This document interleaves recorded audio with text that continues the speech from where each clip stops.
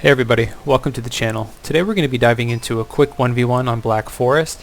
In the red pieces playing the Chinese, we have none other than Aussie Drungo.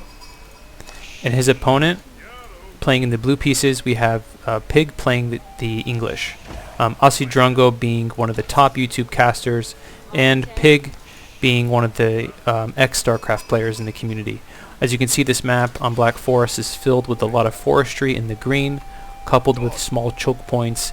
And on each side of the map there is a large lake for food production. As you can see here, Aussie Drungo opting for a quick wood harvesting to get this dock up quickly, and Pig following suit with the same build. Scouts on the minimap are moving out looking for sheep, which is very important in the early game to be able to map out the map itself, make sure you understand the layout, and also what your opponent may or may not be doing through your scouting. As you can see, a lot of sheep is harvested for Aussie Drungo here, and he's going to be doing something very interesting. If you can see on the map, he's going to be actually walling off every single choke point into his base: the top, the center, and the south. So I'm going to go ahead and pause it here and explain something that I think is really key to winning any macro-oriented game, any opening to get ahead of your opponent. It's really important to, first of all, as a macro player, as a defensive player, and I'm assuming every Chinese player is relatively macro-oriented, given the structure of the faction. But it's important if you're pushing for economy, if you're cutting infantry. The one thing that you'll notice here is there's very little military production in Aussie Drungo's base. He has an economic landmark, which is signaling right away that he's pushing for a macroeconomic play, and there are a plethora of fishing boats. He's mass-producing villagers, and there is absolutely no sight of any infantry or military. He even has an imperial official worker here. So this is a key attribute of every good macro player. They're going to cut areas in order to get ahead in other areas.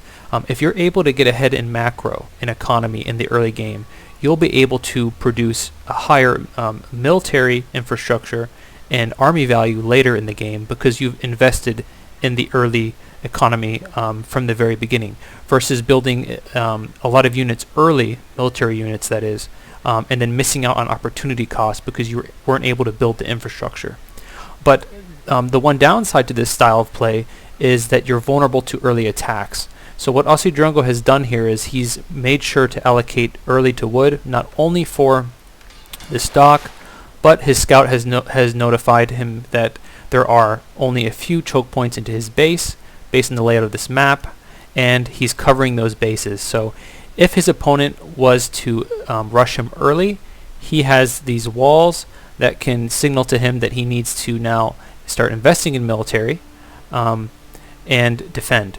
And the key part to that is you don't need military units until you do, right? If you're building military units and you're not using them, then the opportunity cost once again is missed, right? They're not being useful. They would be better served, those resources, towards economy, towards buildings, towards gold mines, towards upgrades, things that are going to get you ahead in an economic or technological standpoint. So let's go ahead and resume the game here. As you can see, he's walled these points off, and it's nice that the Chinese have the increased production ability as a perk to the civilization. So he's going to go ahead and wall this off, even with a double wall here in the center. And look what his opponent's doing. His opponent from the beginning is planning to rush him. So on a map like this, it's a very close land spawn. He's building forward barracks. Back at base, he has another barracks, and he's using this council hall to produce longbowmen. So he's producing both longbowmen, and he's producing the men-at-arms for the English, which are going to get through this wall relatively slowly, which are buying him time. And look what Aussie Drungo is doing now. He's only now building these barracks and producing units, right? It may seem dire, it may seem like panic could ensue here, but he's buying himself the valuable time that he needs, and he's remaining calm. Only now, when his last wall is finally destroyed, is he pushing in. You see that? So I thought this was a beautiful game where he's getting ahead economically with age 2 and now age 3, way ahead of his opponent, even with upgrades. and is only now producing the units he needs to defend. As you can see here, with his heavier infantry, he's pushing his opponent back. So I hope you learned something and enjoyed this game along the way. Thank you.